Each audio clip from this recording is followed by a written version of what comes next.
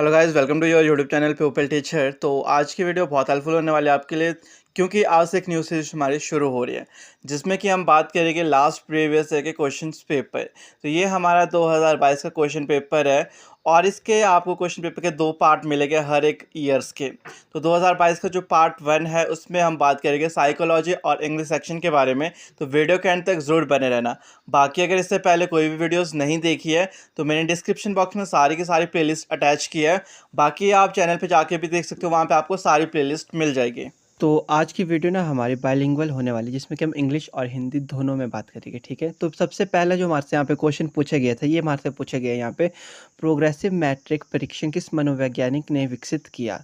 English में जो हमारे पास क्वेश्चन पूछा गया था progressive matrix test was developed by. आखिर जो प्रोग्रेसिव मैट्रिक टेस्ट था वो किसने डेवलप किया, किसने वो विकसित किया था। तो ए हमारे पास दिया हुआ है रेविन, बी है हमारे पास दिया हुआ है गिलफोर्ड, सी है हमारे पास टोलमैन और डी है हमारे पास टर्मन। तो जो हमारा प्रोग्रेसिव मैट्रिक टेस्ट है ये हमारा रेविन ने डेवलप किया था। तो इसका जो यहाँ पे हमारे पास सही ऑप्शन है वो है ऑप्शन नंबर ए, रेविन। तो नेक्स्ट जो क्वेश्चन हमारे से पूछा गया ये बहुत इंपॉर्टेंट क्वेश्चन है। ये हमारा जीन पियाजे की थ्योरी से लिया गया था। आपसे कई बार ये पूछा जा सकता है कि जीन पियाजे ने किसके ऊपर थ्योरी दी थी। तो जीन पियाजे ने हमारी जो थ्योरी दी थी वो दी थी हमारी कॉग्निटिव डेवलपमेंट पे।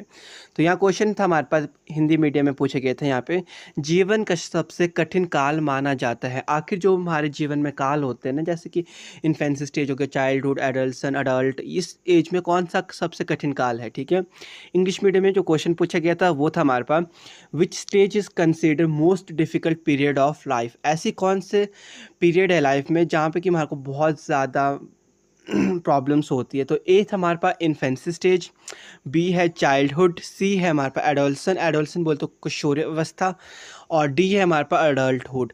तो इसका सही ऑप्शन है हमारे पास ऑप्शन नंबर सी, एडोल्सन, क्योंकि एडोल्सन हमारी एक ऐसी स्टेज है जो कि हमारी बहुत डिफ़िकल्ट पीरियड होता है हमारी लाइफ का। तो नेक्स्ट अब हम बात करते हैं क्वेश्चन नंबर 3। बहुत इंपॉर्टेंट क्वेश्चन है हमारा। देखो, आपके पास साइकोलॉजी में बाहर से कोई भी क्वेश्चन नहीं आता है, आपके पास जो बुक में टॉपिक्स है उसके रिगार्डिंग क्वेश्चंस आते हैं।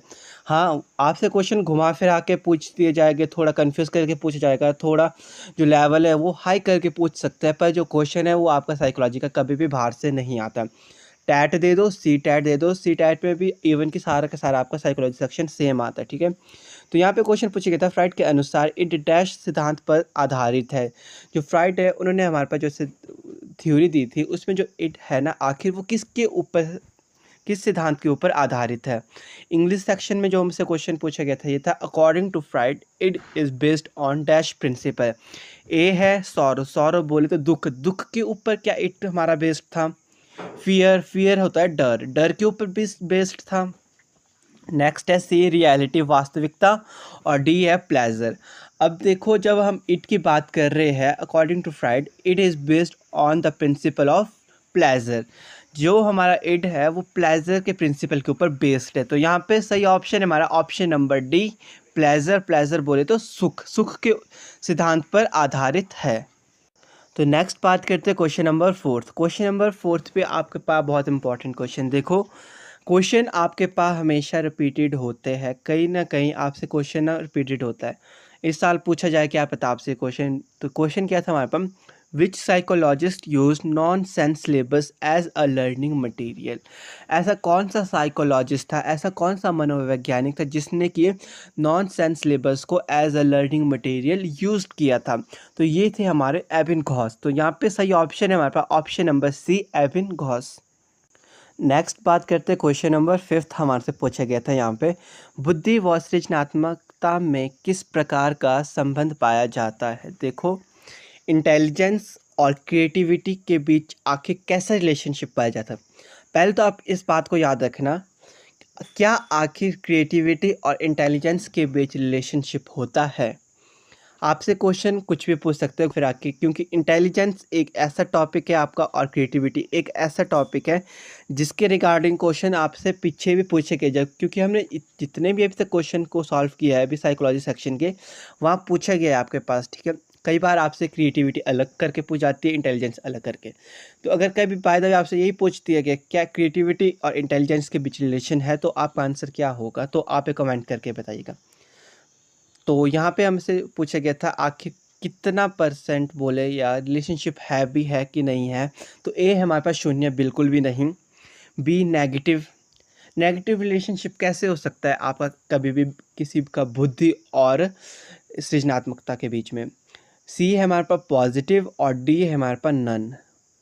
देखो जो इसका सही ऑप्शन है ऑप्शन नंबर सी पॉजिटिव, क्योंकि अगर कोई एक क्रिएटिविटी पर्सन है तो उसको इंटेलिजेंस की ज़रूरत पड़ेगी, किसी चीज़ को क्रिएटिव बनाने के लिए बुद्धि की ज़रूरत पड़ती ही पड़ती है। तो यहाँ पे सही ऑप्शन है option number C positive relation है इनके बीच, किसके बीच, इंटेलिजेंस और क्रिएटिविटी के बीच। तो नेक्स्ट क्वेश्चन नंबर 6 बहुत इंपॉर्टेंट हमारे से क्वेश्चन पूछा गया है ये भी। किंडरगार्टन विधि का प्रतिपादन किसने किया। देखो किंडरगार्टन एक बहुत ही हमारा पॉपुलर बोले चाहे बहुत ही इम्पॉर्टेंट एक ऐसा मेथड है, एक ऐसी विधि है जो कि हमारे को किसी के द्वारा प्रतिपादित की गई है। तो यहाँ पे हमारे से यही पूछा गया कि किसने इसके प्रतिपादन थे कौन। तो इसका जो प्रतिपादन थे वो थे हमारे पास फ्रेडरिच फ्रॉबल। तो इसका सही ऑप्शन है हमारे पास ऑप्शन नंबर ए। नेक्स्ट बात करते हैं अपना क्वेश्चन नंबर 7। यहाँ पे हमारे से पूछे गए अवधान एक डैश प्रक्रिया है। बोले तो attention is a dash process. जब हम अटेंशन की बात करें तो अटेंशन किस प्रकार की प्रक्रिया है, किस प्रकार का प्रोसेस है। तो यहाँ पे ऑप्शन हमारे पास ए दिया गया परमानेंट। देखो आप परमानेंटली अटेंशन नहीं रह सकते किसी भी चीज़ के लिए, आपका जो अटेंशन स्पैन होता है ना वो बहुत ही कम होता है। तो परमानेंट तो आप अटेंशन कभी भी नहीं रह सकते, इसलिए परमानेंट प्रोसेस बिल्कुल नहीं है। बी है टेम्परेरी। टेम्परेरी का क्या मतलब है, अभी आप परमानेंट है मतलब अटेंशन है फिर नहीं है, टेम्परेरी भी नहीं है। सी है सिलेक्टिव। सिलेक्टिव हमारा यहाँ पे सही ऑप्शन, क्योंकि आपको खुद सेलेक्ट करते हैं कि आपको कब अटेंशन देना है, किस चीज़ के लिए अटेंशन देना है, कौन सी चीज़ इंपॉर्टेंट है जहाँ आपको अटेंशन देना है, तो आप इसको सिलेक्ट करते हैं। तो जो हमारी अटेंशन है वो एक सिलेक्टिव प्रोसेस है, ना ही वो परमानेंट है ना ही वो टेम्परेरी प्रोसेस है। तो यहाँ पे सही ऑप्शन है हमारे पास option number C selective. Next बात करते हैं क्वेश्चन नंबर 8। ये क्वेश्चन भी आपसे कभी ना कभी पूछा ही जाएगा, क्योंकि ऐसा क्वेश्चन तो है नहीं कि एक बार आएगा तो उसके बाद कभी नहीं आएगा। आप इसको नोट डाउन करके रख लो क्योंकि बहुत इंपॉर्टेंट क्वेश्चन है। 8th क्वेश्चन क्या है, Bhatia battery is used for which test. आखिर जो हमारी भाट्य बैटरी का प्रयोग किस परीक्षण हेतु किया जाता है, कौन सा टेस्ट है जिसके लिए भाट्य बैटरी हमारे को यूज़ करनी पड़ती है। ए है इंटेलिजेंस, बी है पर्सनैलिटी, सी है क्रिएटिविटी और डी है हमारे पास एटीट्यूड। तो भाट्य बैटरी का टेस्ट हमारा जो यूज्ड होता है वो हमारा इंटेलिजेंस टेस्ट के लिए यूज़ होता है। तो सही ऑप्शन है हमारे पास ऑप्शन नंबर ए इंटेलिजेंस। तो अब हम बात करते हैं नेक्स्ट क्वेश्चन नंबर 9 हमारे से पूछे गए थे। The most important objective of education is. शिक्षा का अति महत्वपूर्ण उद्देश्य है। आखिर जो हम एजुकेशन ले रहे हैं, जो हम बच्चों का एजुकेशन दे रहे हैं, आखिर क्यों दे रहे हैं, उसका आखिर ऑब्जेक्टिव क्या है, मोस्ट इम्पॉर्टेंट ऑब्जेक्टिव क्या है, ये हमारे से क्वेश्चन पूछे गए हैं। ए है लाइवलीहुड, कि अपना जीवन जी ले इसलिए हम उसको एजुकेशन दे देते चलो। बी है learning, writing and reading, reading और राइटिंग किस तरीके से की जाती है ये सिखाने के लिए हम उसे एजुकेशन दे रहे हैं। सी है हमारे पास इंटेलेक्चुअल डेवलपमेंट, उसका बौद्धिक विकास कर लेना सिर्फ। और डी है हमारे पास ऑल राउंड डेवलपमेंट, जो बच्चा है उसको पूरी तरीके से उसका डेवलपमेंट करना, वो चाहे इंटेलिजेंस का टेस्ट डेवलपमेंट करे, चाहे फिजिकली करे, चाहे मेंटली करे, चाहे सोशली करे, सब का डेवलपमेंट करना। तो जो हमारा मोस्ट इंपॉर्टेंट ऑब्जेक्टिव एजुकेशन का वो यही है, ऑल राउंड डेवलपमेंट। ना कि सिर्फ हमारा बौद्धिक का विकास कर लेना, लिखना पढ़ना ही सिर्फ बच्चे को आना चाहिए ये भी नहीं है, और वो सिर्फ जीवन ही जिए इसके लिए भी नहीं है। ताकि कि उसका पूरी तरीके से डेवलपमेंट होए, वो सब चीज़ों को अच्छे से समझे, किस तरीके से जीना है, किस तरीके से लाइफ को सर्वाइव करना है। तो इसलिए हमारा ऑल राउंड डेवलपमेंट होना भी ज़रूरी है। तो इसीलिए जो एजुकेशन का मोस्ट इंपॉर्टेंट ऑब्जेक्टिव वो है हमारा ऑल राउंड डेवलपमेंट। तो यहाँ सही ऑप्शन हमारा ऑप्शन नंबर डी। तो नेक्स्ट क्वेश्चन नंबर 10 हमारे से बहुत ही अच्छा क्वेश्चन पूछे गए यहाँ पे, कि आखिर Maslow theory of motivation is also known as. जो मैस्लो की थ्योरी आखिर वो और किस नाम से जानी जाती है। ए है थ्योरी ऑफ ड्राइव, बी है थ्योरी ऑफ नीड, सी है हमारे पास थ्योरी ऑफ इंटेलिजेंस और डी है हमारे पास थ्योरी ऑफ पर्सनैलिटी। जो मैस्लो की थ्योरी ऑफ मोटिवेशन है वो हमारी थ्योरी ऑफ नीड से भी जानी जाती है। तो यहाँ पे जो सही ऑप्शन है हमारे पास option number B theory of needs. तो नेक्स्ट अब हम बात करते हैं क्वेश्चन नंबर 11। बहुत ही अच्छा क्वेश्चन पूछा गया ये हमारे से यहाँ पे। Achievement, relationship, power are dash kind of motives. आखिर जो उपलब्धि है, संबंध है, शक्ति है, डैश प्रकार की अभिप्रेरक है। आखिर किस तरीके की मोटिव्स मिलती है इससे हमारे बच्चों को, ठीक है, किस प्रकार का है मोटिव्स है, किस काइंड का है। तो ए है बायोलॉजिकल, बी है एनवायरमेंटल, सी है इमोशनल और डी है साइकोलॉजिकल। तो इसका सही ऑप्शन है हमारे पास option number B environmental. Achievement, relationship, power are environmental kind of motives. तो इसका सही ऑप्शन क्या है, ऑप्शन नंबर बी।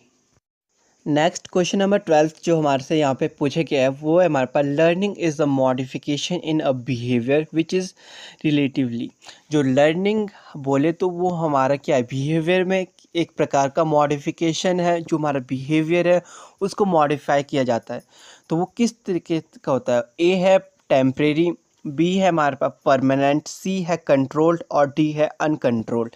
देखो जब हमारे बिहेवियर में मॉडिफिकेशन हो गया लर्निंग के द्वारा, सीख के अधिगम के द्वारा हमने अपने बिहेवियर को मॉडिफाई कर दिया है, अच्छे से समझ लिया सब चीज़ों को किस तरीके से लर्निंग हुई है हमारी, तो वो सब हमारा क्या है, परमानेंट है। क्योंकि हमने परमानेंटली जो हमारा बिहेवियर है वो तो चेंज हो चुका है, मॉडिफाई हो चुका है लर्निंग के द्वारा, अधिगम के द्वारा जितना भी हमारा व्यवहार था वो तो परिवर्तित हो चुका है, तो वो हमारा परमानेंटली हो चुका है। तो जो ये यहाँ पे सही ऑप्शन है हमारे पास ऑप्शन नंबर बी परमानेंट। तो नेक्स्ट बात करते क्वेश्चन नंबर 13, बहुत ही इंपॉर्टेंट और बहुत ही रिपीटेड क्वेश्चन बोलेंगे इसको हम, क्योंकि यहाँ पे क्वेश्चन पूछा गया है हमारे पास child development is a product of interaction between heredity and dash. जो बालक का विकास हो रहा है वो आखिर किसके अंतक्रिया का परिणाम है, आनुवांशिकता व डैश। तो यहाँ पे ए ऑप्शन है फिजिकल डेवलपमेंट, बी है मेंटल डेवलपमेंट, सी है मोरल डेवलपमेंट और डी है एनवायरनमेंट। तो देखो जब भी बच्चे की डेवलपमेंट होगी तो वो हमारा जो प्रोडक्ट का ऑफ इंट्रैक्शन होगी वो हमारी हेरिडिटी एंड एनवायरनमेंट की होगी। तो यहाँ पे सही ऑप्शन है हमारे पास ऑप्शन नंबर डी एनवायरनमेंट। तो नेक्स्ट बात करते हैं क्वेश्चन नंबर 14, बहुत ही इंपॉर्टेंट क्वेश्चन है हमारा ये भी, इसको भी आप नोट डाउन कर देना क्योंकि कई बार ना छोटे छोटे क्वेश्चन हम ऐसे ही छोड़ देते हैं। तो क्वेश्चन नंबर 14 हमारे से पूछा गया था यहाँ पे, who gave the concept of concrete abstract and social intelligence. आखिर मूर्त, अमूर्त और सामाजिक बुद्धि का संप्रत्यय किसके द्वारा दिया गया था, किसने हमें कॉन्सेप्ट दिया था ये, तो ये हमारा थॉर्नडाइक का कॉन्सेप्ट था। थॉर्नडाइक ने हमें दिया था कॉन्क्रीट एब्स्ट्रैक्ट और सोशल इंटेलिजेंस का कॉन्सेप्ट। तो यहाँ पे सही ऑप्शन हमारे पास option number A Thorndike. Question है हमारा बहुत ही इंपॉर्टेंट क्वेश्चन है ये हमारा, when two opposite motivations arise at the same time and when there satisfaction at the same time is called. जब दो ऑपोजिट मोटिवेशन एक ही टाइम पे उपलब्ध हो और हम उसको सेटिस्फाई करना चाहे सेम ही टाइम में, तो उसे क्या कहेंगे। ए है हमारे पास दिया हुआ फ्रस्ट्रेशन और बी है हमारे पास दिया कॉन्फ्लिक्ट, सी है हमारे पास दिया हुआ मोटिवेशन और डी है हमारे पास स्ट्रेस। तो इसका सही ऑप्शन है हमारे पास ऑप्शन नंबर बी कॉन्फ्लिक्ट। तो नेक्स्ट बात करते हैं अपना क्वेश्चन नंबर 16, ये हमारा पर्सनैलिटी से आया हुआ है। तो ये आपके पास फर्स्ट ईयर में 4th यूनिट है जो पर्सनैलिटी वाले, जहाँ से आपके पास हर साल क्वेश्चन आते हैं। देखो जो क्वेश्चन पेपर प्रीवियस ईयर के क्वेश्चन पेपर का ज़्यादातर मोटिव से यही होता है कि हमारे को ये पता चले आखिर किस तरीके के क्वेश्चन हमारे से पूछे जाते हैं और कौन सा टॉपिक हमारे पास रिपीटेड है। तो पर्सनैलिटी वाले एक ऐसा टॉपिक है जो रिपीटेड है, तो इसको आप अच्छे से तैयार करना। तो जो क्वेश्चन हमारे पास यहाँ पूछा गया था, which is not a personality test, कौन सा हमारा पर्सनैलिटी टेस्ट नहीं है। तो ए हमारे पास दिया हुआ था यहाँ पे रोशा टेस्ट, और बी है हमारे पास दिया हुआ 16 PF क्वेश्चनेयर, और सी है हमारे पास दिया हुआ टैट, और डी है हमारे पास दिया हुआ बिने साइमन स्केल। तो जो यहाँ पे सही ऑप्शन है हमारे पास वो है ऑप्शन नंबर डी बिने साइमन स्केल। तो अब हम बात करते हैं अपना नेक्स्ट क्वेश्चन, क्वेश्चन नंबर 17 जो हमारे से पूछा गया था। यहाँ हमसे पूछा गया था who gave the theory of psychological development. तो मनोवैज्ञानिक विकास का सिद्धांत किसने दिया। इस तरह के क्वेश्चन भी आपके पास बहुत बार पूछे गए कि आखिर किसने कौन सा सिद्धांत दिया है या किसके प्रतिपादन कौन है। तो ये वाला क्वेश्चन भी बहुत इंपॉर्टेंट है। तो जो हमारा साइकोलॉजिकल डेवलपमेंट की थ्योरी थी ये हमारे को एरिक्सन ने दी थी। तो यहाँ पे सही ऑप्शन है हमारे पास option number C Erikson. Next question number 18 बहुत ही इंपॉर्टेंट क्वेश्चन है, इसको आप नोट डाउन कर लेना क्योंकि इस तरीके के क्वेश्चन आपके पास पूछे जाते हैं। When was first psychological lab established in India Bharat में प्रथम मनोवैज्ञानिक की प्रयोगशाला कब स्थापित हुई थी? तो ये हमारी हुई थी 1916 में। इसका सही ऑप्शन हमारे पास ऑप्शन नंबर बी 1916। और यहीं से आपके पास एक और क्वेश्चन भी बन सकता है कि आखिर कहाँ पे स्थापित हुई थी सबसे पहले। तो ये हमारी कोलकाता में स्थापित हुई थी। जो हमारी फर्स्ट साइकोलॉजिकल लैब एस्टेब्लिशमेंट हुई थी वो भी इंडिया की बात हो रही है, ये याद रखना आपको। इंडिया की बात हो रही तो 1916 में हुई थी और हुई थी हमारी कोलकाता में। तो नेक्स्ट बात करते हैं अपना क्वेश्चन नंबर 19th। ये हमारा चाइल्ड सेंटर्ड एजुकेशन वाला जो टॉपिक है ये भी बहुत इंपॉर्टेंट टॉपिक है। जो इम्पॉर्टेंट टॉपिक है उसके बारे में आपको बता रहा हूँ, जिसकी पर्सनैलिटी वाला था हमारा, इसमें एक चाइल्ड सेंटर्ड वाला है, क्योंकि टॉपिक जो होते हैं ना उसके रिगार्डिंग क्वेश्चन आपसे पूछे जाते हैं। तो यहाँ पे जो क्वेश्चन पूछा गया है हिंदी मीडियम में हमारे पास, वो पूछा गया है बाल केंद्रित शिक्षा का समर्थन निम्नलिखित में से किस विचारक द्वारा किया गया। आखिर जो चाइल्ड सेंटर्ड एजुकेशन थी वो किस थिंकर के द्वारा एडवोकेटेड की गई थी। तो क्वेश्चन जो हमारे से पूछा गया था इंग्लिश मीडियम में वो था child centred education was advocated by which of the following thinker. तो जो हमारी चाइल्ड सेंटर्ड एजुकेशन थी वो हमारी दी गई थी जॉन डिवे ने। जो जॉन डिवे थे वो उसके समर्थन थे, उनके द्वारा एडवोकेटेड की गई थी। तो जो हमारा यहाँ पे सही ऑप्शन है वो है ऑप्शन नंबर डी। तो नेक्स्ट अब हम बात करते हैं क्वेश्चन नंबर 20 क्या पूछा गया था हमारे पास। तो ये हमारे एक पियाजे की थ्योरी, आपको पता है एक जो पियाजे है वो हमारे एक साइकोलॉजिस्ट है जिन्होंने बहुत ही बड़ा मतलब थ्योरी दी थी हमारे पास, किसके ऊपर, कॉग्निटिव डेवलपमेंट के ऊपर इन्होंने वर्क किया हुआ है। तो पियाजे की थ्योरी ही हमारी कॉग्निटिव डेवलपमेंट के ऊपर है हमारा। तो क्वेश्चन जो हमारे से पूछा गया यहाँ पे वो पूछा गया कि पियाजे which stage is related to abstract and logical thinking. आखिर पियाजे की कौन सी अवस्था मूर्त और तर्क चिंतन से संबंधित है। ए है हमारे पास सेंसरी मोटर स्टेज। देखो सेंसरी मोटर स्टेज नहीं है, क्योंकि सेंसरी मोटर स्टेज में बच्चा क्या है अपने सेंसेस के थ्रू समझता है। जैसे कि आप सभी को पता है कि हमारे 5 सेंसेस है जो कि मेनली है, वैसे 6 है, पर जो 5 से मेन सेंसेस है उसके थ्रू जो बच्चा है सबसे पहले चीज़ों को समझता है। और लॉजिक वगैरह तो बिल्कुल नहीं होता, क्योंकि ये वाली अवस्था ही हमारी बर्थ से लेकर 2 साल तक की होती है। नेक्स्ट बात करें तो प्री ऑपरेशनल स्टेज। इस स्टेज में भी जो बच्चा है वो एब्स्ट्रैक्ट और लॉजिकल थिंकिंग के बारे में नहीं सोचता है, बल्कि इस स्टेज में सिर्फ बच्चा क्या है लैंग्वेज को डेवलप करता है और ईगोसेंट्रिक हो जाता है थोड़ा इस स्टेज में बच्चा। और जो इसकी स्टेज है ये चलती है हमारी 2 से लेकर 7 वर्ष तक की होती है। सी है हमारे पास दिया हुआ फॉर्मल ऑपरेशनल स्टेज। हाँ जी, जो फॉर्मल ऑपरेशनल स्टेज है यहाँ पे बच्चा हमारा एब्स्ट्रैक्ट और लॉजिकल थिंकिंग थोड़ी बहुत उसकी स्टार्ट हो जाती है। और डी है हमारे पास दिया हुआ कॉन्क्रीट ऑपरेशनल स्टेज। इस स्टेज में क्या है बच्चा कॉन्क्रीट चीज़ों के बारे में समझता है, हाइपोथेसिस के बारे में समझता है, ऑल राउंड डेवलपमेंट हो जाती है। जो हमारी फॉर्मल ऑपरेशनल स्टेज है ना, यहाँ पे जो बच्चा है तो वो एब्स्ट्रैक्ट और लॉजिकल थिंकिंग के बारे में समझता है। तो इसका सही ऑप्शन है हमारे पास ऑप्शन नंबर सी। तो नेक्स्ट अब हम बात करते हैं क्वेश्चन नंबर 21। यहाँ पे आईक्यू टेस्ट के बारे में पूछेंगे। आईक्यू टेस्ट के रिगार्डिंग आपके पास हर साल क्वेश्चन आते हैं। कई बार आपसे फार्मूला पूछा जाता है, कई बार आपको आईक्यू निकालने को बोला जाता है, या कुछ भी आपको क्वेश्चंस में दिया जाता है फार्मूला के रिगार्डिंग आपको निकालने के लिए। तो यहाँ पे हमारे से पूछा ही गया था क्वेश्चन नंबर 21 में, a child of 16 years score 75 in IQ test, his mental age will be dash year. क्या एक बच्चा है जिसकी आयु कितनी है, 16 वर्ष है। बच्चे की जो आयु है वो हमारे को दे रखी है 16 वर्ष, और जिसकी बुद्धि लब्धि बोले आईक्यू है वो है हमारे पास 75। और निकालने को क्या बोला हमारे पास यहाँ पे मेंटल एज निकालने को बोली है। तो इसको हम एक फार्मूले के थ्रू समझेंगे। तो आइए वीडियो में समझते हैं। तो हमारे पास एक फार्मूला है, वो है आईक्यू टेस्ट निकालने का। जो आईक्यू टेस्ट कैसे निकलता है, आईक्यू टेस्ट निकलता है हमारा IQ equal to MA/CA into 100। MA क्या है हमारा मेंटल एज और CA हमारा क्रॉनिकल एज।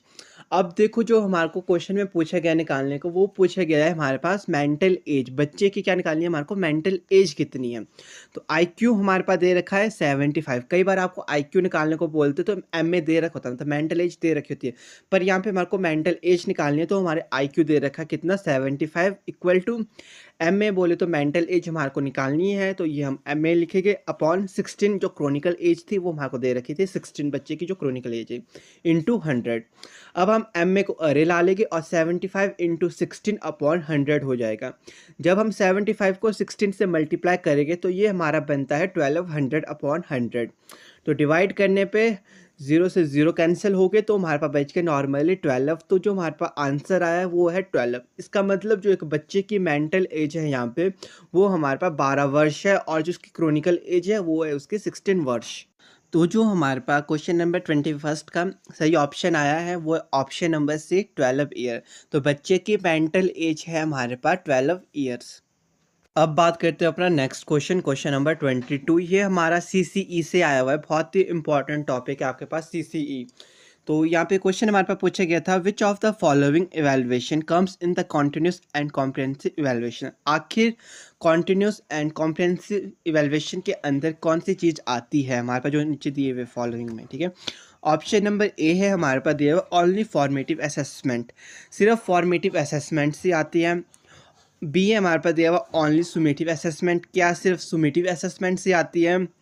सी है हमारे पास neither formative assessment nor summative assessment, ना ही फॉर्मेटिव असेसमेंट आती है ना ही सुमेटिव असेसमेंट आती है, ऐसा तो हो ही नहीं सकता। कॉन्टिन्यूस एंड कॉम्प्रिहेंसिव इवैल्यूएशन में फॉर्मेटिव और सुमेटिव असेसमेंट ना हो ये बिल्कुल भी नहीं है।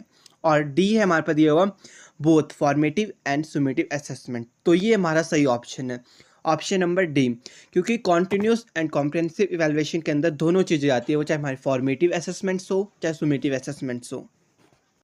तो नेक्स्ट बात करते हैं अब हम traits of gifted students are, जो प्रतिभाशाली विद्यार्थी होते हैं आखिर उनके किस प्रकार के गुण होते हैं। ये वाला क्वेश्चन भी आपका ऐसा नहीं है कि जो बाहर से आया हुआ है, ये वाला क्वेश्चन भी आपके पास HP टेट में बहुत बार पूछा जाता है। और साथ ही साथ जो ये क्वेश्चन है आपका, ये आपके पास सेकेंड ईयर में है, गिफ्टेड स्टूडेंट्स के बारे में वहाँ पे बात हुई हुई है, जो प्रतिभाशाली बच्चे होते हैं आखिर वो किस प्रकार के होते हैं। ए हमारे पास दिया हुआ यूज़ मोर कॉमन सेंसेस, जो उनकी सामान्य बुद्धि का वो अधिक प्रयोग करते हैं, बिल्कुल सही बात है। जो गिफ्टेड हो गए, जो प्रतिभाशाली बच्चे होते हैं, जो बुद्धिमान बच्चे होते हैं, वो बहुत ज़्यादा अपनी जो है सामान्य बुद्धि का यूज़ करते हैं। बी ए हमारे पास believe in understanding subject matter, हाँ जी, वो विषय वस्तु को भी समझने की क्षमता रखते हैं, वो अच्छे से किसी भी चीज़ को अच्छे से समझ सकते हैं, ठीक है, ये भी ठीक बात है। सी हमारे पास दिया हुआ है have tendency of abstract thinking, वो हमारा जो एब्स्ट्रैक्ट थिंकिंग है उसके बारे में भी जानते हैं, एब्स्ट्रैक्ट थिंकिंग उनकी हाई लेवल की होती है, ये भी सही बात है। और डी हमारे पास ऑल ऑफ द अबव, बिल्कुल सही। ये जितने भी हमारे पास all of the above option दिए गए हैं ये सब के सब गिफ्टेड स्टूडेंट की एक विशेषताएं है, उनके गुण है। तो यहाँ पे सही ऑप्शन है हमारे पास ऑप्शन नंबर डी।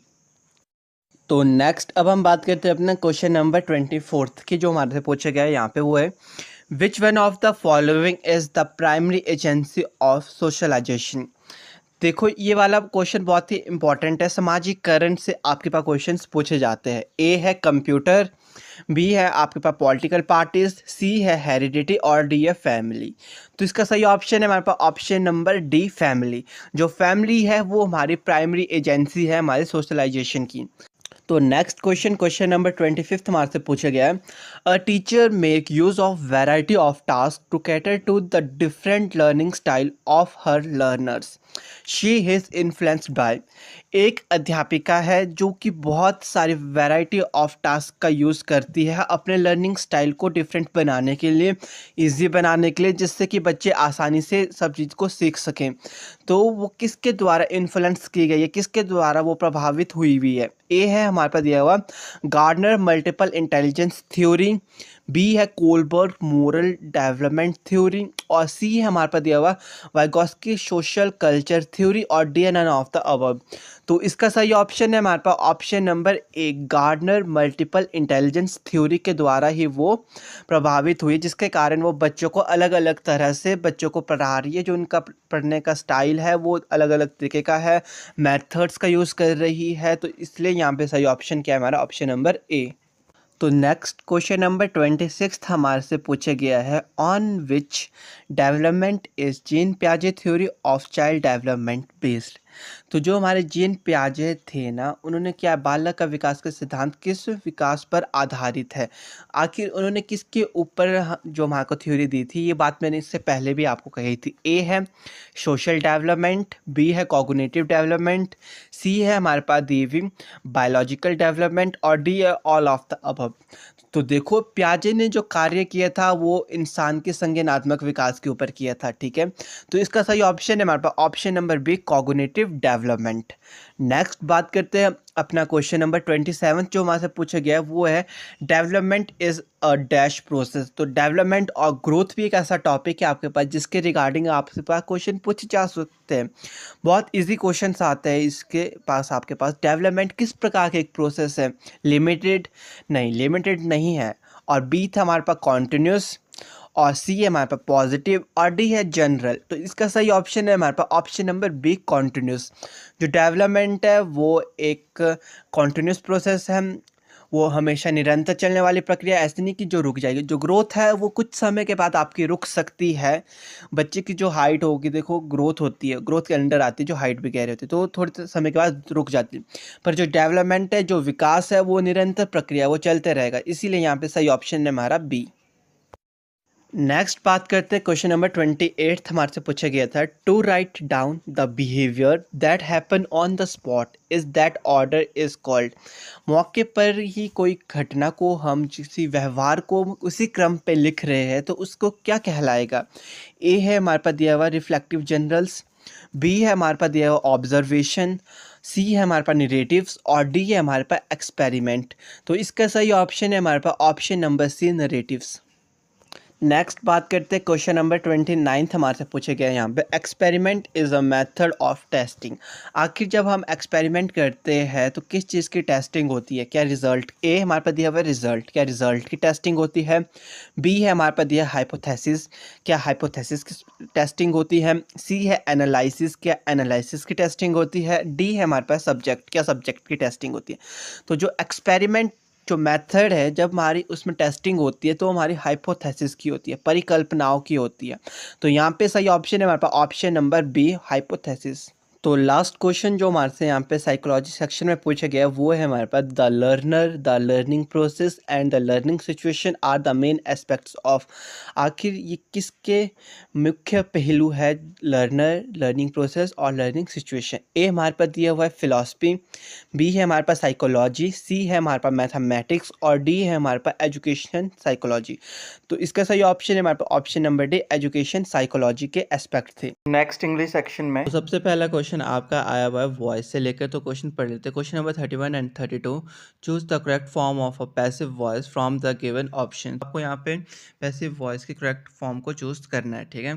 तो क्वेश्चन नंबर 31 है आपके पास, he was writing a letter. तो ही वॉज है, वॉज मतलब बोले तो आपका पास्ट टेंस है, तो आपको पास्ट वाले टेंसेस के ऊपर वर्क करना है, क्योंकि जो ये आपका सी और डी है ये आपका प्रेजेंट की बात हो रही है, तो इसको तो आपने पहले निगलेक्ट करना होता है। तो जब भी आप मतलब वॉइस को चेंज करते हो तो सबसे पहले ये देखना होता है कि जो आपका सेंटेंस है वो कौन से फॉर्म है, पास्ट में या फ्यूचर में है या प्रेजेंट में है।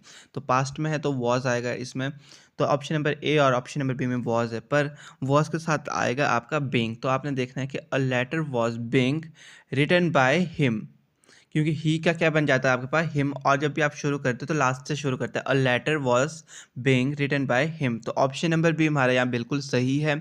तो इसका जो रूल वगैरह है वो आपको करा दे जाएंगे।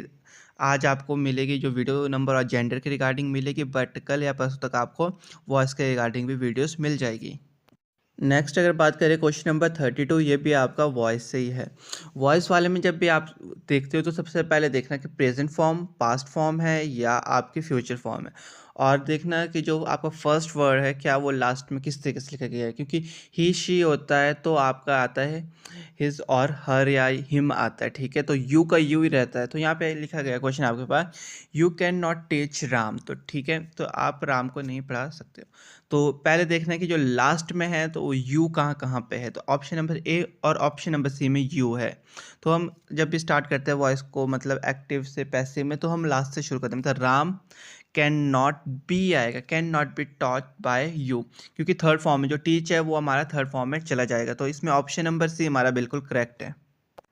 नेक्स्ट क्वेश्चन आपका आया हुआ है प्रेपोजिशन, क्योंकि प्रेपोजिशन वाला टॉपिक बहुत इंपॉर्टेंट है। यहाँ से हर साल आपसे 3-4 क्वेश्चन पूछते जाते हैं। तो क्वेश्चन नंबर 33 से लेकर 36 तक आपके पास प्रेपोजिशन है, ठीक है। तो क्वेश्चन नंबर 33 आपके पास, he lives dash Calcutta in India.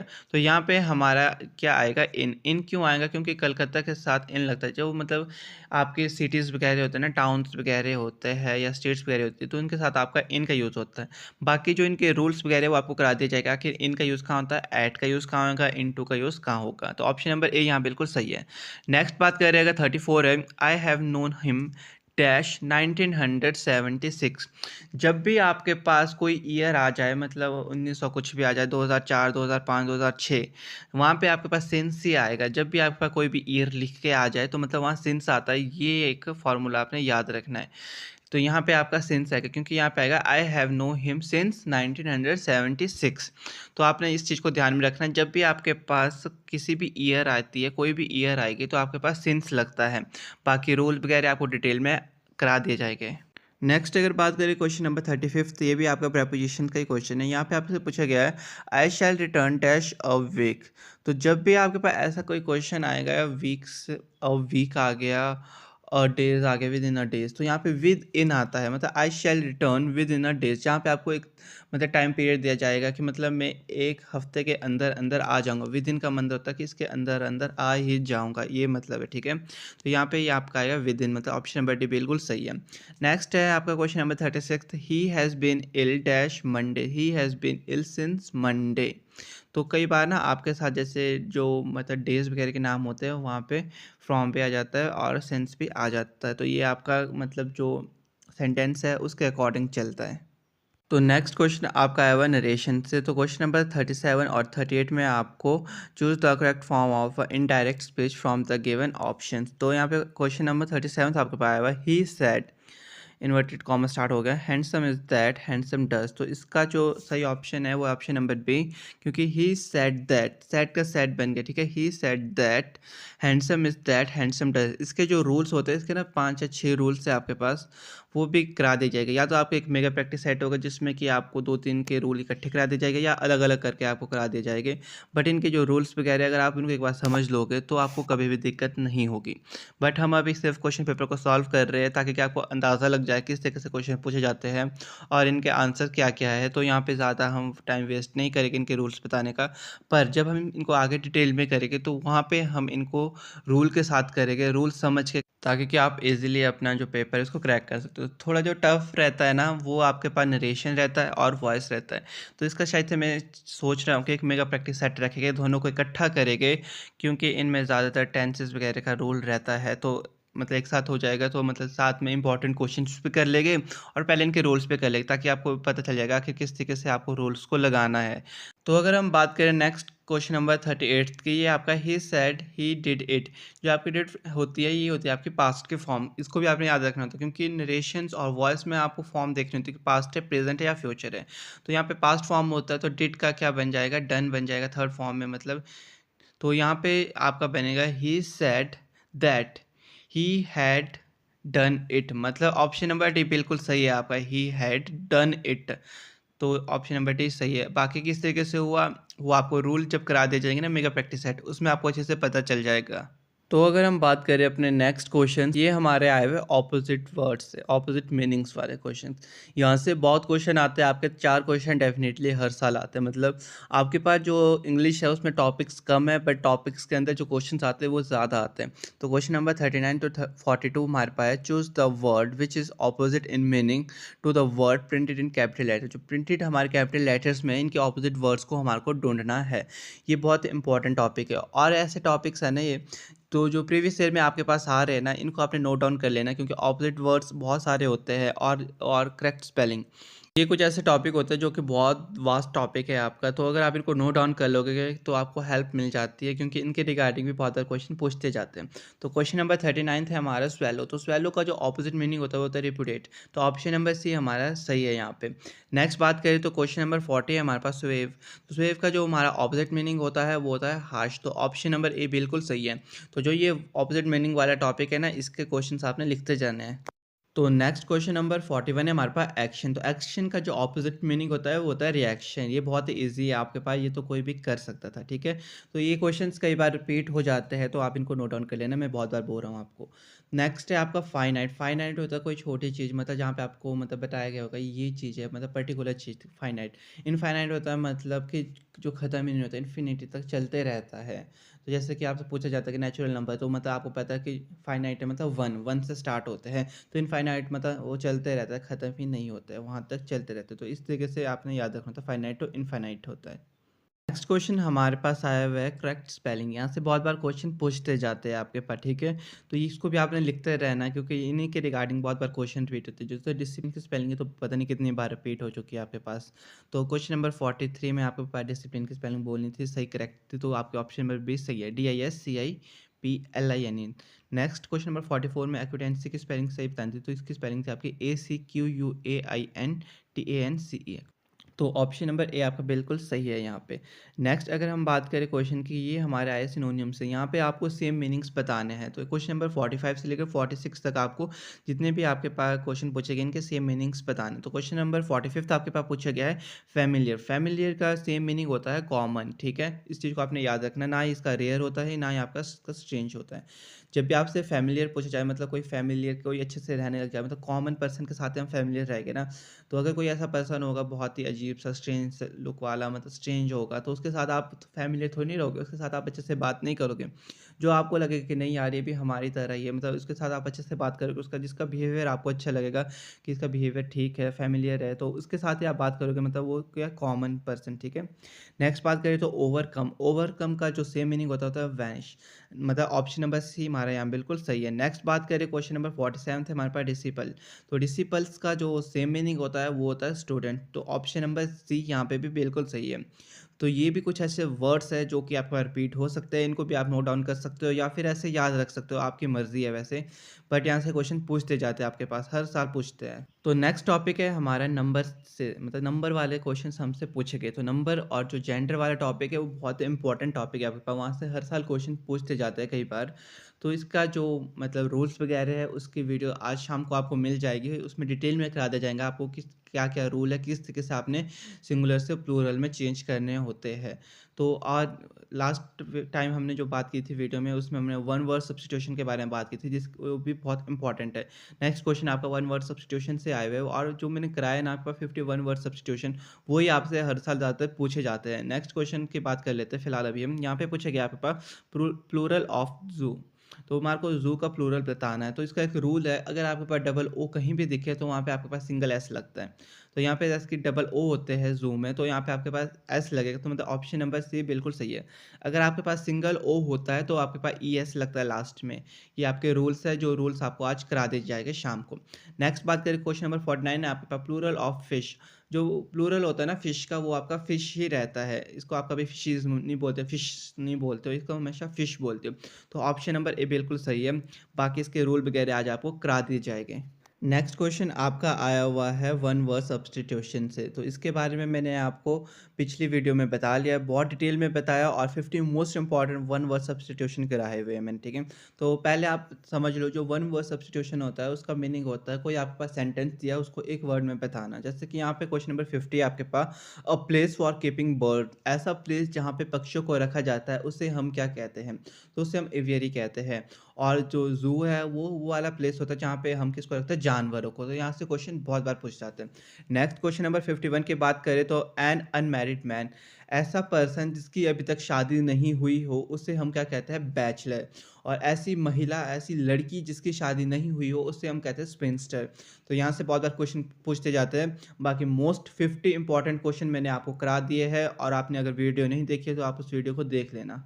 Next question आपका आया हुआ है आर्टिकल। आर्टिकल से बहुत बार क्वेश्चन पूछते जाते हैं, जैसे कि आप सभी को पता है कि हमारे पास 3 आर्टिकल्स है, ए, एन और द। तो आपको जो इसके रूल्स है वो करा दिए जाएंगे, बट फिलहाल अभी करते हैं क्वेश्चन के ऊपर बात। क्वेश्चन नंबर 52 है आपके पास, it took me dash hour to reach. तो यहाँ पे आपका आएगा एन, क्योंकि एन आपका वहाँ लगता है जहाँ पे आपका वॉल्स की साउंड आती है या वॉल्स होगा। तो यहाँ पे जो आर है, मतलब यहाँ पे स्पेलिंग तो एच से शुरू हो रही है, पर जो साउंड आ रही है हमारी ओ से आ रही है, ठीक है। तो मतलब यहाँ पे आपका लगेगा एन, जिसकी ओनर होता है ना, ओनर, ओनर की जैसे स्पेलिंग होती है आपकी एच से शुरू होता है। एच वहाँ पे आपका साइलेंट होता है, जिस यहाँ पे भी आपका एच क्या होता है, साइलेंट होता है। तो यहाँ पे ओ से शुरू होता है, तो मतलब यहाँ पे आपका आएगा एन। तो नेक्स्ट क्वेश्चन है क्वेश्चन नंबर 53 आपके पास। He is dash English man. तो ई आपका क्या है, एक आपका वॉल है, तो मतलब यहाँ पे भी आपका एन ही लगेगा। तो जहाँ पे भी आपके पास वॉवल्स हो या वॉवल्स की साउंड्स आ रही होगी, तो वहाँ पे आपका एन लगता है, तो इसको आपने याद रखना। तो क्वेश्चन नंबर 53 का सही ऑप्शन है ऑप्शन नंबर सी। हम बात करें अपने नेक्स्ट क्वेश्चन, ये आप क्या है, कनेक्टर। कनेक्टर बोलो या कॉन्जुगेशंस बोलो, तो यहाँ से आपके पास हर साल क्वेश्चन आते हैं, और मैंने सिलेबस आपको सारा लिखा है। अगर आपने सिलेबस वाली वीडियोस में नहीं देखी तो आप उसको चैनल पे जाके देख सकते हो। उसमें आपको डिटेल में बताया कि आपके पास कहाँ-कहाँ से कौन-कौन से क्वेश्चन कितने पूछे जाते हैं। तो कॉन्जुगेशन से आपके पास क्वेश्चन बहुत बार पूछा जाता है, तो यहाँ पे आपको क्या होता है, कनेक्टर्स लगाना। तो कनेक्टर्स होते हैं आपके जैसे कि एंड, सो, देन, इस तरीके के जो शब्द हो गए वो आपके कनेक्टर्स होते हैं। मतलब यहाँ पे क्वेश्चन नंबर 54 है, I brought a pen dash my friend brought a pencil. अगर आपका दो पर्सन की बात हो रही है, मतलब आई और माई फ्रेंड, मतलब मेरे बारे में हो रही है और मेरे दोस्त के बारे में हो रही है, तो आपका हमेशा एंड लगेगा। मतलब I brought a pen and my friend brought a pencil. अगर कल को ऐसा बोल दिया जाए, Mohan brought a pen dash Sohan brought a pencil, तो आपके पास क्या लगेगा, Mohan brought a pen and Sohan brought a pencil. जब भी आपका दो नेम आ जाते तो इकट्ठे उनका एंड लग जाता है, मोहन एंड सोहन। जब भी किसी भी दो पर्सन्स के नेम आ जाए या थिंग्स के नेम आ जाए तो आपके पास एंड लगता है। ये रूल आपने हमेशा याद रखना है, बाकी डिटेल में आपको वीडियो में करा दिया जाएगा। नेक्स्ट बात करें तो क्वेश्चन नंबर 55 है हमारे पास। No sooner did I reach there dash it started raining. तो यहाँ पे आपका लगेगा देन। नेक्स्ट बात करें क्वेश्चन नंबर 56 आपके पास। No other man than dash Sohan did this. तो मतलब कि अगर कोई और पर्सन नहीं करेगा तो सोहन कर लेगा, मतलब no other man than Sohan did this. अगर कोई और नहीं कर सकता तो सोहन इस कार्य को कर लेगा, कोई भी काम है, जो भी काम होगा, ठीक है। तो यहाँ पे भी आपका देन आपका कंपैरिजन या कोई ऐसी चीज़ होगी वहाँ पे आपका देन लगता है। तो नेक्स्ट क्वेश्चंस आपके आए मॉडल। मॉडल वाला टॉपिक बहुत इंपॉर्टेंट है, यहाँ पे आपके पास 3-4 क्वेश्चन हर साल पूछे जाते हैं आपके पास यहाँ से। तो क्वेश्चन नंबर 57 था आपके पास, I dash do this work today. तो मतलब आई कुड, मैं इस कार्य को आज कर ही लूँगा। तो यहाँ पे कुड आपका सही आएगा, ऑप्शन नंबर बी बिल्कुल सही है। नेक्स्ट बात करें, dash God bless you with wisdom. तो जब भी आप किसी के लिए प्रे करोगे तो वहाँ पे आपका मे लगता है, या आप कहीं परमिशन लोगे तब भी आपका मे लगता है। तो ऑप्शन नंबर सी यहाँ पे सही है। तो मतलब may God bless you with wisdom, तो यहाँ पे मे बिल्कुल सही है। तो नेक्स्ट क्वेश्चन, क्वेश्चन नंबर 59 है आपके पास, parents dash look after their children. तो यहाँ पे आपका शुड आएगा, कई जगह मस्ट लगता है, वो आपका रूल्स के अकॉर्डिंग लगता है और सेंटेंस के अकॉर्डिंग लगता है, बट यहाँ पे आपका शुड ही लगेगा। तो यहाँ पे ऑप्शन नंबर बी बिल्कुल सही है, parents should look after their children. Next अगर हम बात करें, लास्ट क्वेश्चन आपका इंग्लिश सेक्शन का है, question number 16, I dash say that he will fail. तो यहाँ पे आपका ऑप्शन नंबर सी लगेगा, मतलब dare. I dare say that he will fail, तो यहाँ पे ऑप्शन नंबर सी बिल्कुल सही है। बाकी इनके रूल्स के बारे में हम बात करेंगे अपना मेगा प्रैक्टिस सेट में, जिसमें कि आपको डिटेल में करा दिया जाएगा आखिर किस तरीके से आपका यूज़ होता है और किस तरीके से आपने कहाँ-कहाँ पे रूल्स लगाने हैं। तो कुछ इंपॉर्टेंट टॉपिक है आपके पास, जैसे कि मॉडल हो गया, नरेशन हो गया, वॉइस हो गया। इन 3 चीज़ों का जो एक मेगा प्रैक्टिस सेट रहेगा जिसमें आपको डिटेल में करा दिया जाएगा। बाकी जो टॉपिक्स बचते हैं और वो आपको करा दिए जाएँगे वीडियोज़ में, मतलब वन डे में वन शॉट जो वीडियोज़ आया करेगी उसमें आपको वो करा दिए जाएँगे। तो आज के वीडियो में बस इतना ही। तो आशा है कि आज की वीडियो आप सबके लिए बहुत हेल्पफुल रही होगी और आपको पता चल गया होगा आखिर किस तरीके से आपसे पास क्वेश्चन पूछते जाते हैं। तो मिलते हैं अपनी नेक्स्ट वीडियो में। तो वीडियो अच्छी लगी होगी तो वीडियो को लाइक शेयर कर देना और साथ ही साथ चैनल को भी सब्सक्राइब कर देना। Thank you.